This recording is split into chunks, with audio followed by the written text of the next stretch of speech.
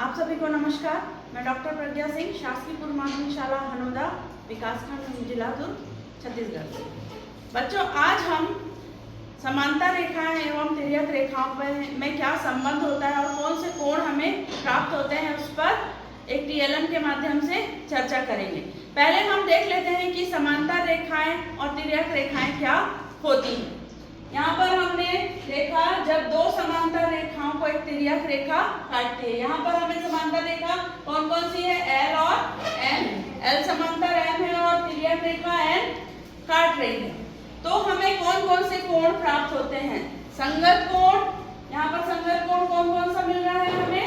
1 के बराबर 5 और 2 के बराबर 6। दाहिनी ओर अलग संगत कोण मिलेंगे और बाईं ओर भी उसी प्रकार से मिलेंगे। 4 के बराबर 8 और 3 के बराबर 7। फिर हमें मिलता है एकांतर कोण। एकांतर कोण भी बराबर होते हैं। एकांतर कोण भी हमें दो प्रकार के मिलते हैं, बाह्य एकांतर कोण और अंतर एकांतर कोण। बाह्य एकांतर कोण कौन सा मिल रहा है हमको? 1 के बराबर 7, 4 के बराबर 6। उसी प्रकार से अंतर एकांतर कोण 2 के बराबर 8, 3 के बराबर 5। और हमें मिलता है अंतःकोण युग्म। अंतःकोण युग्म ऐसे कोणों का युग्म होता है जिनका योग 180 अंश होता है, जो समांतर रेखाओं के अंदर की तरफ बने होते हैं। यहाँ पर देखो समांतर रेखाएं एल और एम के बीच में कौन कौन सा कोण बना है? कोण 2 और 5। एक तरफ का लेंगे पहले हम, 2 धन 5 करेंगे तो 180 अंश होता है। उसी प्रकार से कोण 3 धन कोण 8 भी 180 अंश होता है। इसके अलावा और कौन कौन से कोण हमको इसमें मिल सकते हैं? शीर्षाभिमुख कोण भी हमें मिल रहा है। यहाँ पर देखिए 4 शीर्षाभिमुख कोण बन रहे हैं। 1 के बराबर 3 और 2 के बराबर 4। उसी प्रकार से 5 के बराबर 7 और 6 के बराबर 8। तो अब इसको हम कुछ टीएलएम के माध्यम से इस प्रॉपर्टी को समझने की कोशिश करते हैं। यहाँ पर देखिए अभी ये रेखीय युग्म इस तरह से तिरछा है। जब मैं इसको बिल्कुल समांतर कर दूं, समांतर हो गया।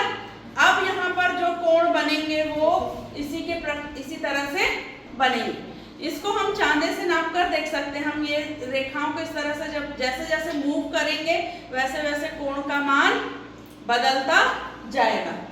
अब हमारे पास एक टीएलएम है जिसके माध्यम से हम ये प्रॉपर्टी को आसानी से समझ सकते हैं। इसमें ये हमने इसमें 2 समांतर रेखाएं ली हैं और तिर्यक रेखा भी हमने 2 ले ली। लेकिन आपको कंफ्यूज होने की जरूरत नहीं, हम एक ही को पहले समझते हैं। जो हमने यहाँ चित्र बनाया है उसी प्रकार से है। यहाँ 2 समांतर रेखाएं हैं ए बी और सी डी, जिसको तिर्यक रेखा हम एन ले रहे हैं। यहाँ हमें पहला संगत कोण 1 के बराबर 5 है ना, और 2 के बराबर 6। हो रहा है कि नहीं हो रहा है ये देखते हैं। तो हम नाप के देखते हैं। यहाँ चांदा लगा हुआ है, सेट करते हैं चांदे को। ये मैंने 0 पे सेट किया। ये हमारा आ रहा है 10, 20, 30, 40, 50 डिग्री का कोण 2 आ रहा है। हमारे हिसाब से कोण 2 के बराबर कोण 6 होना चाहिए।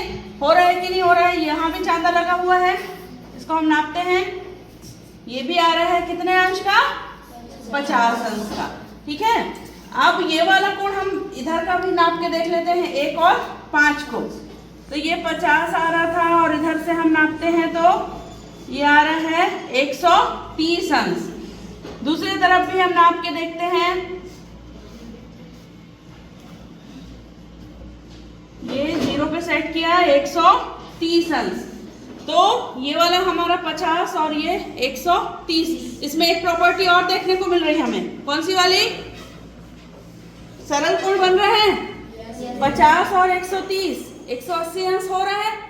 तो इस तरह से हम देखते हैं कि संगत कोण इसमें बराबर होते हैं। उसी प्रकार से बाकी को भी हम देख सकते हैं। दूसरा है हमारा शीर्षाभिमुख कोण। कोण 2 के बराबर 4 होगा, 1 के बराबर 3 होगा। हम चांदे से नाप के देखेंगे, इस चांदे को हम मूव करेंगे तो हमें ये भी प्रॉपर्टी प्रूफ होगी। फिर बाह्य एकांतर कोण, बाह्य एकांतर कोण मतलब 1 के बराबर कौन सा कोण होना चाहिए हमारा 7 और 2 के बराबर 8। 2 कोण कितने का था 50 अंश का था। यहाँ पर हम देखेंगे ये भी 50 अंश आ रहा है हमारा, ठीक है। उसी प्रकार से एक हमने कितना निकाला था 130 अंश और ये भी 130 अंश। तो यहाँ पर हम देखते हैं कि एकांतर कोण भी हमें बराबर मिलता है। उसी प्रकार से अंतर कोण युग्म भी देख लेते हैं। ये हमारा कोण 3 कितना था 130 अंश और कोण 6 हमारा आया था 50 अंश। तो 130 और 50 मिलाकर 180। वैसे ही यहाँ भी होगा। तो इस एक TLM से हम आराम से समांतर रेखाएं एवं तिर्यक रेखाओं की प्रॉपर्टीज को समझ सकते हैं। और इस प्रकार के जब प्रश्न आते हैं तो उसमें क्या होता है कि हमें एक कोण दिया होता है और बाकी कोणों का मान ज्ञात करना होता है। तो यदि हमें एक भी कोण दिया है, मान लो ये वाला कोण आपको दिया है 50 अंश, तो इसकी सहायता से हम बाकी पूरे 8 के 8 कोण निकाल सकते हैं। कैसे निकालोगे? यदि हम यहाँ से कोई भी एक प्रॉपर्टी आप शुरू करो और उससे हम निकाल सकते हैं। ये कोण हमको 50 अंश का दिया था, तो इसके बराबर का कोण खोजो पहले। कौन सा 6। कोण 2 के बराबर 6 हो गया। अब कोण 2 है 50 का, तो कोण 1 निकाल सकते हैं हम 180 में से माइनस करके, ये 130 हो गया। तो 130 के बराबर 5। 2 कोण निकल गए, बाकी भी हम इसी तरह कैसे निकाल सकते हैं, जोड़ना घटाना उसमें करके हम कोणों को निकाल सकते हैं। तो इस एक TLM के माध्यम से हम सभी प्रॉपर्टीज को आसानी से समझा सकते हैं। Thank you.